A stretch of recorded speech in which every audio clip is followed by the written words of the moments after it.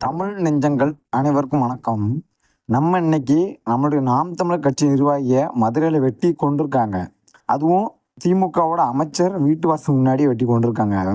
அதை பற்றி தான் பார்க்க போகிறோம். அதாவது அண்ணன் ஆம்ஸ்டாங் அவர்களை வெட்டி கொண்டுட்டாங்க அப்படின்ட்டு ஐயா ஸ்டாலின் அவர்கள் பல இடங்களில் பல காவல்துறையே பண்ணிட மாட்டாங்க. நாங்கள் இரும்பு கரத்தை கொண்டு அடிக்கிறோம் அப்படின்னாங்க. ஆனால் அப்படி மாற்றியும் கூட இன்னும் கொலைகள் நடந்து கொண்டு தான் இருக்குது திமுக அரசு. இதில் என்ன எனக்கு ஒரு சந்தேகம்னா, அப்போ திமுக அரசுல எந்த காவல்துறையை போட்டாலும், எவ்வளவு நேர்மையான காவல்துறையை போட்டாலும் கொலை நடந்துக்கிட்டு தான் இருக்கு. அதை கட்டுப்படுத்த தகுதியை திமுக அரசு இழந்துருச்சா அப்படிங்கிற கேள்வி எனக்கு வருது. ஏன்னா அவர் அமைச்சர் வீட்டு வாசல்ல பட்டப்பகல்ல ஓட ஓட விரட்டி ஒரு நாம் தமிழ் கட்சி நிர்வாகியை வெட்டி கொண்டிருக்காங்கன்னா, அப்போ இது என்ன ஒரு அரசு நடந்துகிட்டு இருக்குன்னு தெரியல. திமுக அரசு மேல பயம் இல்லையா இருக்கும்? திமுக அரசு யாரை கொலை கொலை பண்ணாலும் கொலைகாரங்களுக்கு ஆதரவா நிக்கும் அப்படின்ட்டு ரவுடிகள்லாம் அச்சம் இல்லாம இருக்காங்களா? அதாவது ஐயா ஸ்டாலின் அவர்கள்ட்ட இப்ப என்ன கேட்குறோம்னா, ஐயா ஸ்டாலின் அவர்களே, உங்க ஆட்சி வந்ததுக்கு அப்புறமா ஏகப்பட்ட கொலைகள், கொள்ளைகள், பாலியல் பலாத்காரங்கள் நடந்துகிட்டு தான் இருக்கு.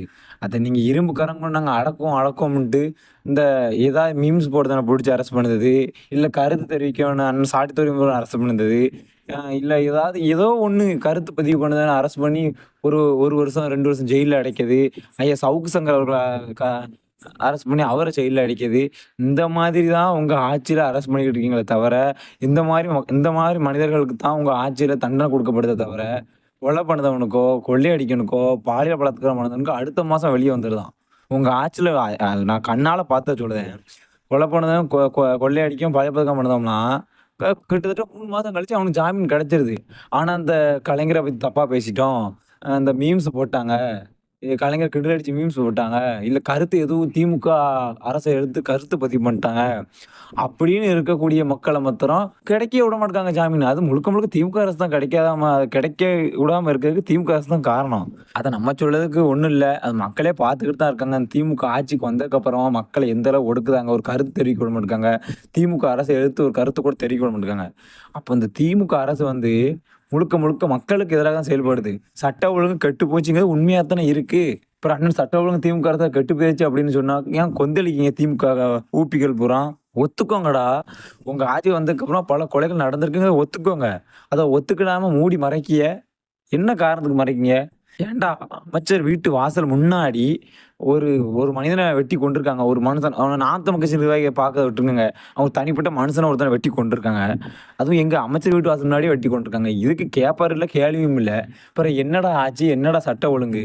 கொஞ்சமா மனசாட்சியோட இருங்கடா. இதை விட்டுட்டு சீமான கலைஞர் அப்படி சொல்லிட்டாரு, கருத்து தெரிவிச்சிட்டாரு. சாட்டை திரும்ப இப்படி கருத்து தெரிவிச்சிட்டாரு. குச்சாலத்தை குளிக்க போன பிடிச்சோம். உங்கடா உங்க ஆட்சியும் நீங்கள் அப்படித்தான்டா இருக்கும். கொஞ்சமா திருந்துங்கடா. திமுக ஊப்பிகளா ஒரே குறை தான். நாம் தமிழ் கட்சி குறை சொல்லியே உங்க ஆட்சியில் இவ்வளவு கொலை, இவ்வளவு அக்கிரமம் நடக்கு. இதெல்லாம் பேசுங்கடா. இந்த யூடியூப் புருட்ஸ்னு ஒருத்தன் மயிரை புடுங்கி நக்கினவன் இருப்பான். அந்த மஞ்சப்பொடி மனோஜ்னு ஒருத்தன் அதர்ம மனோஜா மயிரை புடுங்க. அவங்க 2 பேருமே நாம் தமிழ் கட்சியை குறை சொல்லி மாத்திரம் தான் பொழைச்சிக்கிட்டு இருக்காங்க. அவங்க சீமானை பத்தி அவங்களுக்கு பேசலைன்னா அவங்களுக்கு காசு வராது, அவங்களுக்கு எதுவுமே வராது. 4 செத்து தான் போவாங்க துட்டு இல்லாம. அதாவது உண்மையை பேசுங்க அந்த 2 பேரும். பார்த்து உண்மையை பேசுங்கடா பைத்தியக்கார பயலுவலா. அதை விட்டுட்டு சம்மந்தமெல்லாம் பேசிட்டு கிடக்காங்க. முடிச்சுக்கிறேன் தமிழ்.